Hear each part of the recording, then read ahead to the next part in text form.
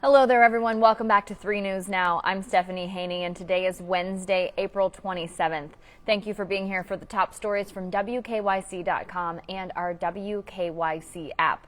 Here on 3 News Now, we talk about the stories that matter most to you. These are the stories that you are clicking on, reading, and sharing from our website and from our app. And we start off today with how Cleveland State University students are showing their support for people in Ukraine. There was a vigil this morning at Trinity Cathedral at the CSU campus, where students carried electric candles as they walked from the CSU Student Center to Trinity Cathedral. The vigil is honoring those who have died in the invasion by Russia in Ukraine. It started today at 11:30 a.m. with church bells ringing to show respect for Ukraine and desire for the Russian invasion to end. What we are now learning is that Poland and Bulgaria, the leaders there, are saying that Russia is using natural gas to try to blackmail their countries. This is after Russia's state-controlled energy company said it would stop supplying these two European nations. They said so today. This is after Russian President Vladimir Putin said last month that, quote, unfriendly countries would need to start paying for gas in rubles, which is Russia's currency, but Bulgaria and Poland have refused to do that. So Russian energy giant Gazprom said in a statement that it hadn't received any payments from Poland and Bulgaria since April 1st and was suspending those deliveries starting today.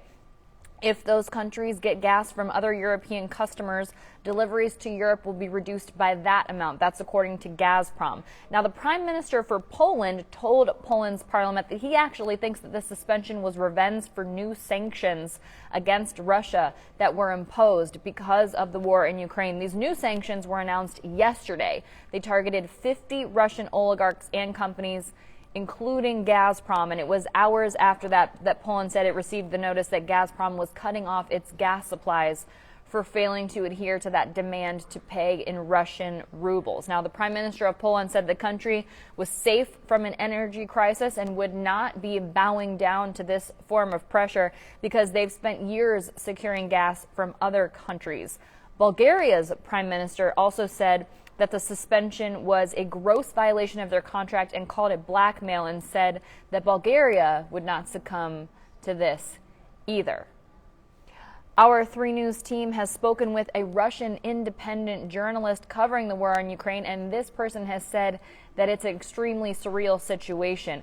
Uliana Pavlova grew up in Russia and spent summers in Ukraine. She has a Russian father and a Ukrainian mother. She got her journalism degree here in the United States. Then she went back home to work for an English media outlet in Moscow, and she was right on the border between Russia and Ukraine as the first tanks crossed into Ukraine from Russia, and then that was quickly followed by airstrikes. Now, when she spoke to 3 News, it was from an undisclosed location because she has told us, and we do know, that there are severe penalties for reporting the truth in Russia at this point.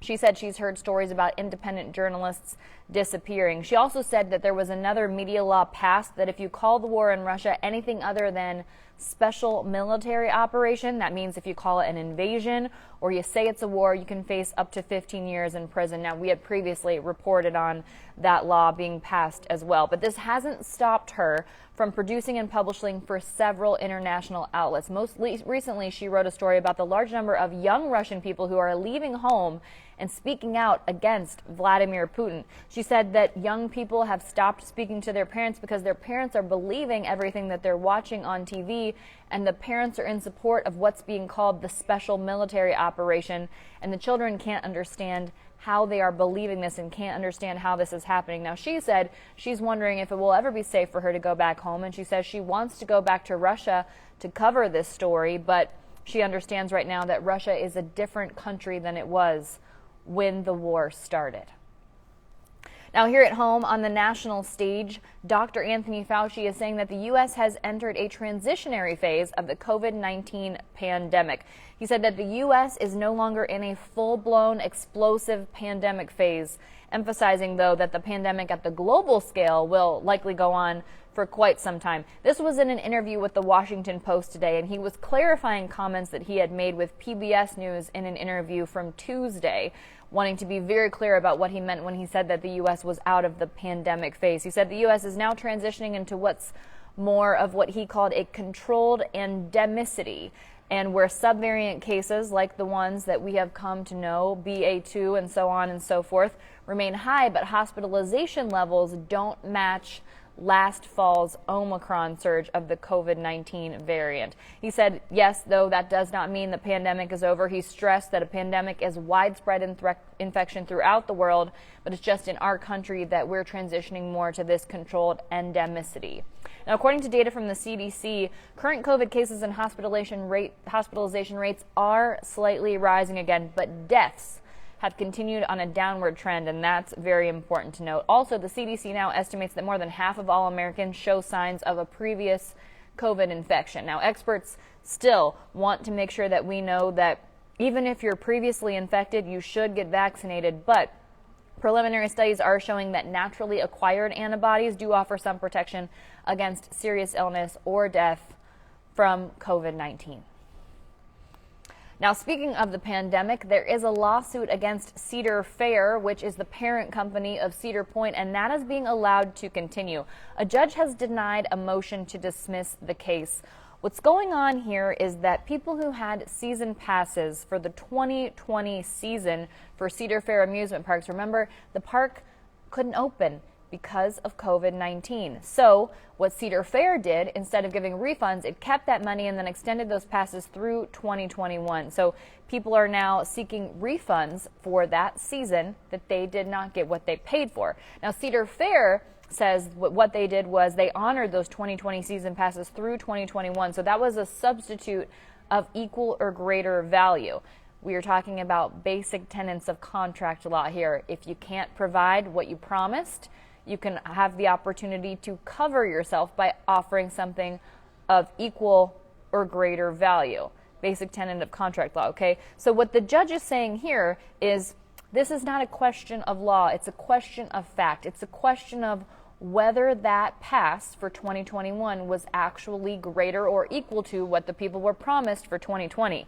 Here's what the people are arguing, that it wasn't because of COVID-19 restrictions. So now we arrive at a question of fact, and that's a question for a jury. That's not a question for a judge to decide. So that case will go forward. Of course, we'll keep you updated as we learn more information as it comes out and as we see how that trial proceeds, if there's not some sort of a settlement offer between now and then.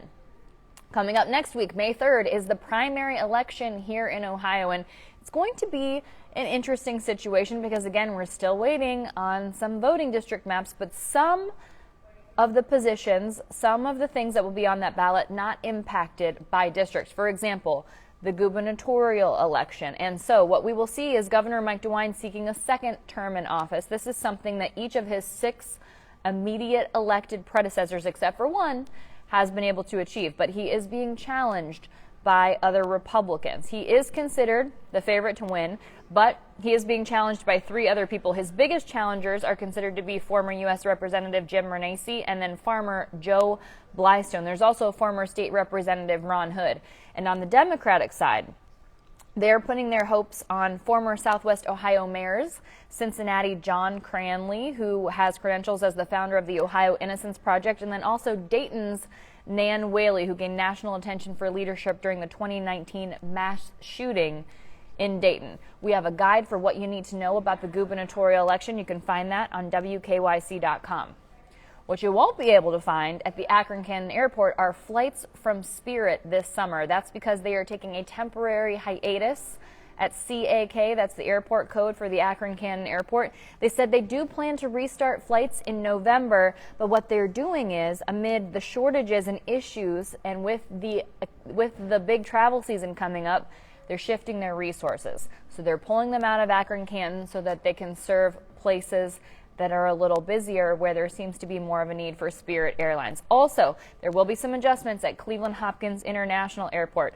Routes to Cancun and New Orleans are temporarily on hiatus, but they do say they will come back. They're adding a new flight between Cleveland and Dallas-Fort Worth, and they are also adding a second daily Myrtle Beach flight. That's out of Cleveland Hopkins International Airport. If you want to see that breakdown written out, you can go to WKYC.com. And we have an exciting update for you for the Cleveland Browns. You know our Jimmy Donovan is the voice of the Browns. Well, his longtime partner retired at the end of last season, Doug Deacon. So now, longtime sideline reporter Nathan Zagura, he'll be replacing Doug Deacon in the booth, providing the color commentary for the team's radio network. That'll be starting in the fall. He's been with the Browns since 2014, and now he'll be in the booth with Jim Donovan. And to take his place on the sideline will be three-time Super Bowl champion Gerard Cherry on the sideline. Deacon retired following the 2021 season after 35 years as the color commentator for Cleveland Browns games on the radio. Not the fall, you won't have to wait for that, but this summer there is a full schedule of events at Lock 3 in Akron. It's up on WKYC.com. There will be over 40 summer events happening there throughout the summer. Some of the favorites coming back are the Rib, White, and Blue Festival. That's on July 4th, and the 73rd Annual Italian American Festival, and also the Akron Pizza Fest. We have always been big pizza lovers in my family. I'll probably be checking that one out. If you want a full list of what's going down, we've got that for you on WKYC.com. And if you're looking for something that's happening sooner, you can check out the 2022 Catawba Island Boat Show. That's this weekend, April 29th through May 1st. This is the Progressive Catawba Island Boat and Yacht Show. It takes place in Port Clinton, and it is located off Northwest Catawba Road. That's it for your 3 News Now update today for Wednesday, April 27th. I will see you back here tomorrow with more 3 News Now.